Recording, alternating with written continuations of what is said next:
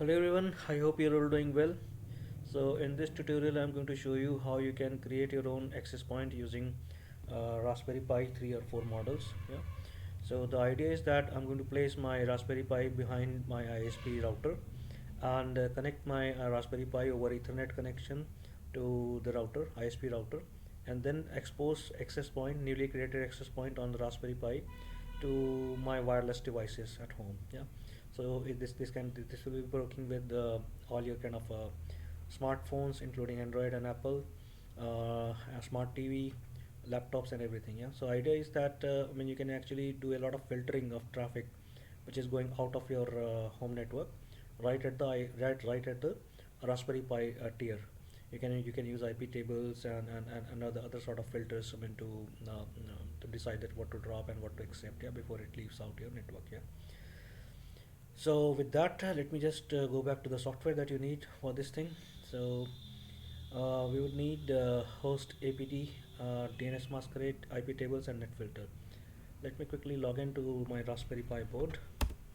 By the way, I'm using Raspberry Pi 4 actually for this thing. So and it's having a 8 GB memory card, so which is pretty much sufficient. For this thing to work. Yeah, so as you can see, the storage is like just 35% in use. Yeah. So I've already installed the software. So to install software, I'm just going to leave the command. It's not going to make any difference if I repeat the command here. So you can use on Debian based systems. You can use aptitude install followed by the software name. Yeah. And if you're running this thing on Red Hat or CentOS or any other RHEL based operating system, you can use yum tool to install the softwares. Yeah. So let me just take you through the configurations. So first and foremost thing is, let me just explain the network. Uh, so my Ethernet network on Raspberry Pi is connected to your ISP router, which is essentially your 192 network, 192.168.1.0/24 network. Yeah. And my wireless LAN is having another network, which is 192.168.2.0/24 network. Okay. So with this, let me just take you to the configuration. Basically, I'll show you where to do these settings here. So you have to make the static IP assignments in etc dscpcd.conf. Yeah.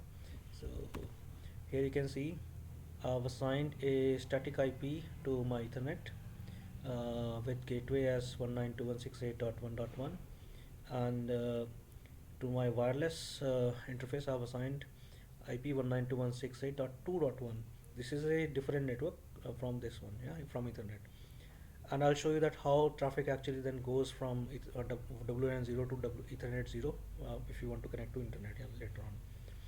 And this basically mentions that this WLAN 0 no hook WPA supply mentions that WLAN 0 will not be used for a regular kind of client as a client kind of thing on the Raspberry Pi. It's going to be exposed as access point only. Yeah.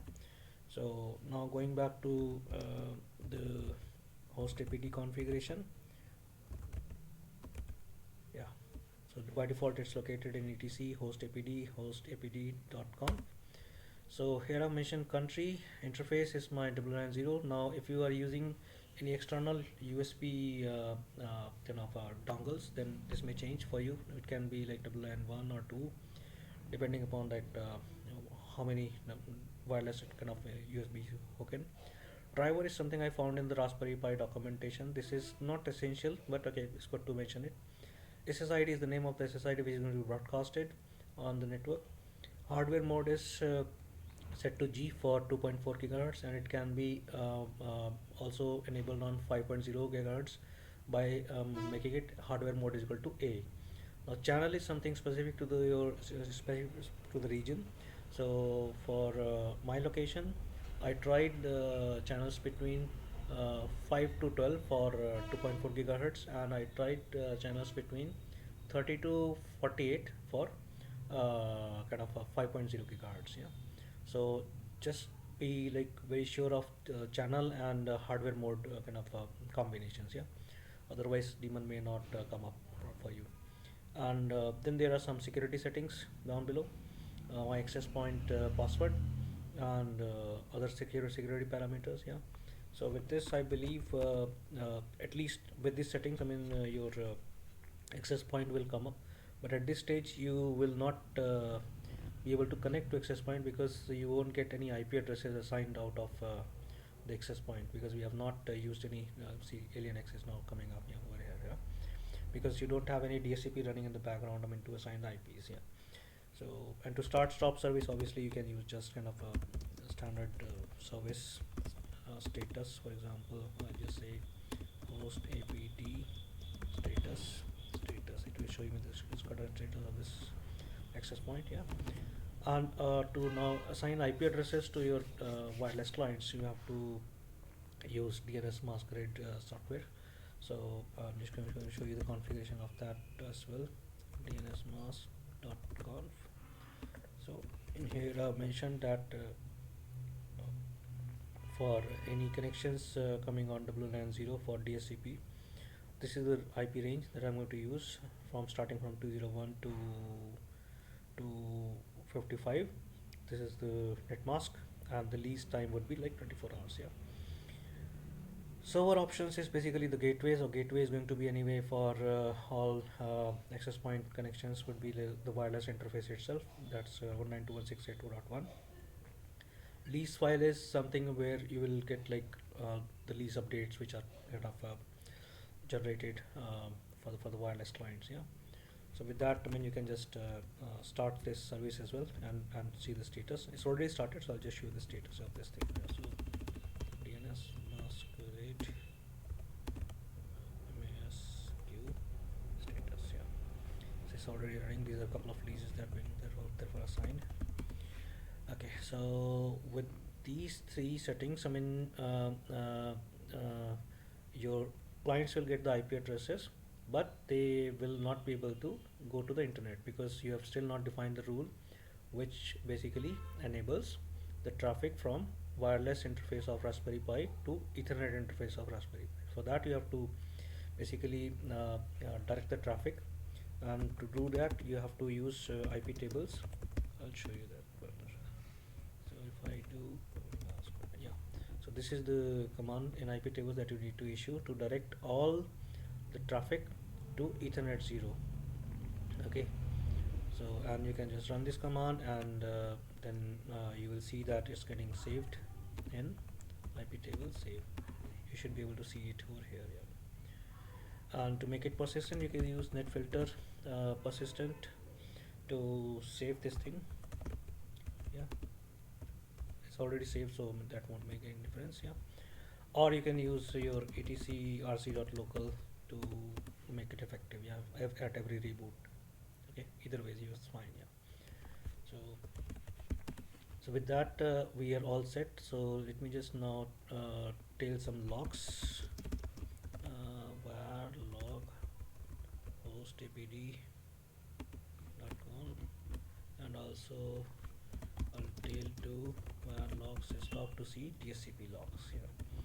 Now if I change my wireless connection to the newly created SSID, I'll see some logs coming over here. Okay, so it's asking the password. Okay, so let's see. Okay, so I think the lease was already assigned before, so you won't see the logs appearing here. So, but it's connected, and now with this thing, I can browse the internet. Let me just show you. So if I just say yahoo.co.in, it should bring up something. I'll also run the speed test, yeah. So it's all okay. Okay, now I'll run the speed test. Maybe on fast.com. So I'm getting around. I've seen it like going it maximum to like 25 Mbps, so it's not going more than that, yeah. So it's ranging between like 10 to 20, 25 Mbps, not more than that. Probably having a external USB Wi-Fi dongle on Raspberry Pi will improve the speed, but with the inbuilt Wi-Fi, that's the maximum, and 25 is like maximum. And I'm sitting like quite at a quite distance from the access point. Basically, Raspberry Pi is Raspberry Pi is in another room, so it's about like 10 meters of distance. Yeah, so but it's okay. Yeah. So that's all I wanted to show you. I hope I've covered everything, and I've documented this thing also on my website. So I'll leave that link down in the YouTube video, so you can refer that kind of a documentation for details. Yeah. So, but okay, this is the website, by the way. I'm already there. So this diagram is basically I've already published it on my website. So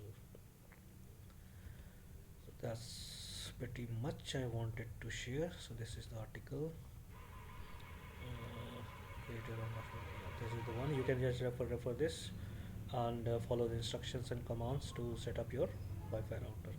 And obviously, I mean, host APD at times get like very notorious. I mean, at time in terms of like generating logs. So it's better to set up like log rotate with it, so that your disk is not kind of like filled up rapidly. Yeah. One more thing I mentioned forgot to mention in the video was that you have to enable logging. You have to change your etc default host APD, so that your logs are kind of being directed to var log host apd dot log, or whatever file you want to mention here, path mention, you can mention it here. Yeah. So that's pretty much. Yeah. Thanks. I hope you had find it useful. Yeah. Thanks for watching.